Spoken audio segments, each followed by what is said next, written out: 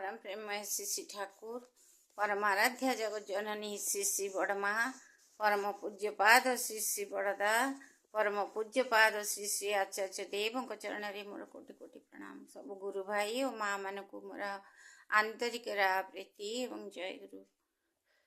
श्री श्री ठाकुर कहती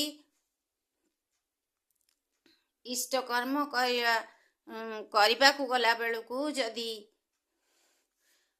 कष्ट बोध हुए ताहले कष्ट को जानियो के हेबो जे कष्ट बोध हुए जानियो के हेबो जे कौन सी गोटे प्रवृत्ति अनिच्छुक अच्छी से जगह रे जोर करी झुंकिबा को हेबो। इष्ट कर्म रे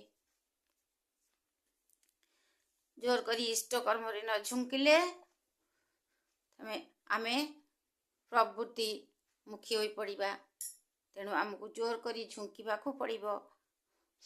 आउ ठाकुर कहती मो माँ भात चकटी बाटुला करी गोटे गोटे बाटुला जेतेबेले समस्त को दउथिले सेतेबेले एते कम खाई मध्य बेस भलो बहुत काम करुथिले। सेतेबेले आउ जेतेबेले मनरे इष्टों प्रति निशा लगी जाए अल्प आहार मध्य कौन हुए ना मनीष चली जाए से मध्य से सुस्थ और कर्मठ थाए। अल्प खाई मध्य सुस्थ और कर्मठ थाए।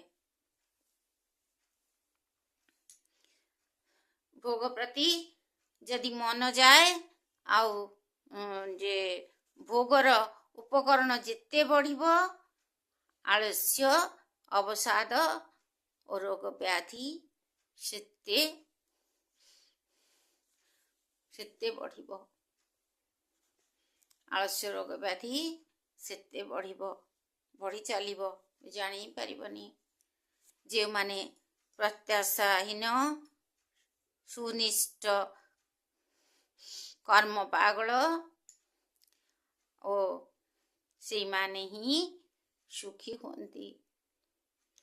से माने अल्परे मध्य बहुत खुशी होती। एपरी निजको तैयारी करने को हेबो। आउ तेबे जाई ठाकुरଙ୍କ काम ठीक ठीक भावे